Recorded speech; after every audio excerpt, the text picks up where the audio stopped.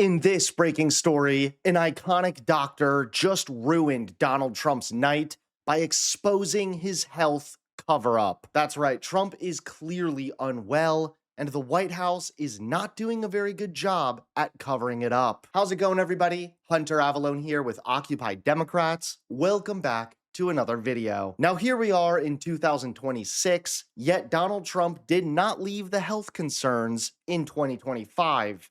In fact, they're only getting worse. But I also think it's important to look over this past year at some of the best clips of 2025. And I think this Pete Hegseth one definitely is in the running. This is what the media does. They take anonymous sources from disgruntled former employees, and then they try to slash and burn people and ruin their reputations. Not gonna work with me, because we're changing the Defense Department, putting the Pentagon back in the hands of warfighters, and anonymous smears from disgruntled former employees on old news doesn't matter. So I'm happy to be here at the Easter egg roll with my dad and my kids, because, you know, this is what we're doing it for. These kids right here.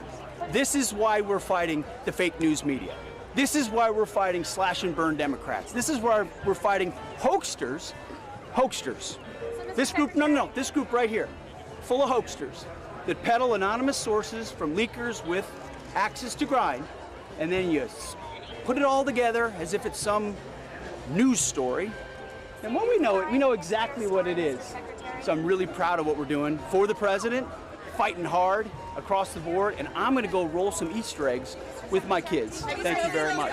And now, even on Fox News, progressive policies are gaining more attention. But two, before we throw around, I think both parties throw around labels, and I think it's important to sort of delve into some of the policies that Mamdani is advocating for. One of those that I think is something that we should be talking about more is childcare. He's advocating for free childcare. It's a program that we've seen be implemented in other states. One state that did this just recently was the state of New Mexico.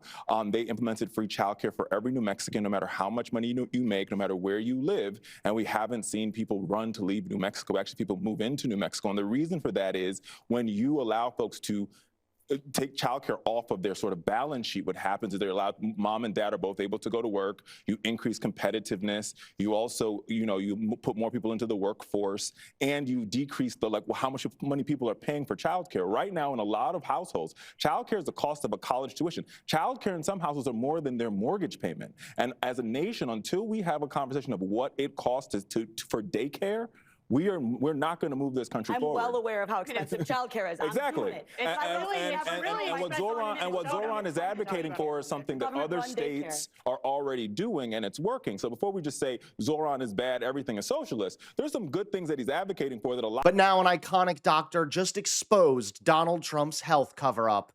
Take a look at this. Well, I'm mostly concerned that the public really hasn't been told essentially anything meaningful about the president's health here. So let's turn the clock back and look what's gone on over the last 9 months. The president had a physical exam, a comprehensive physical exam in April at Walter Reed. And they listed a bunch of studies which were essentially all normal. The president was great. And there was nothing else to see. Over the summer, the president developed really greatly swollen ankles, which prompted another series of tests. They called that chronic venous insufficiency, despite the fact that just a few months earlier during his comprehensive exam, the president's physician said he had no swelling of the leg. So it doesn't sound so to me, it sounds more acute. And then something happened in the fall. Something happened in October that prompted an off-cycle series of tests by the president's medical team. And when the results of those were released to the public, they used some basically euphemisms to describe what the president, the test the president went through. And the euphemism was advanced imaging. And they didn't describe whether it was a CT or an MR. And then later on, a few days later on Air Force One, the president basically said he had an MRI. He couldn't describe what body part, but he said he had an MRI, which prompted the president's physician again to release another statement, at which time he again did not describe the specific test the president underwent, and said that, again, everything looked fine. And now we learn that the president didn't have an MRI. He actually had a CT scan, which explains why the president's physician didn't describe the test after the president disclosed his MRI because he didn't have an MRI. So as best we can tell, the president had a cardiac CT, or what looks like a CT angiogram, which is basically a non-invasive way to tell whether the president has any significant coronary artery disease. And in his statement to the Wall Street Journal, the president's physician, Dr. Sean Barbabella, basically said the test looked great. There was no abnormality, which actually doesn't correlate with what Dr. Ronnie Jackson told the public in 2018 when he disclosed that the president had a similar CT scan that showed the presence of coronary calcium, which is a marker of coronary artery disease. So I'm almost less concerned about the actual cause of the president's bruising. We can talk about that than I am about why the White House medical team has felt the need to study him in the last few months. What symptoms, what clinical concerns have prompted this? Because the president is right.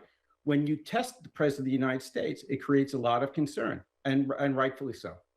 Thanks so much for watching. Please click that like button and subscribe to Occupy Democrats so that you can stay informed and help us stop Donald Trump.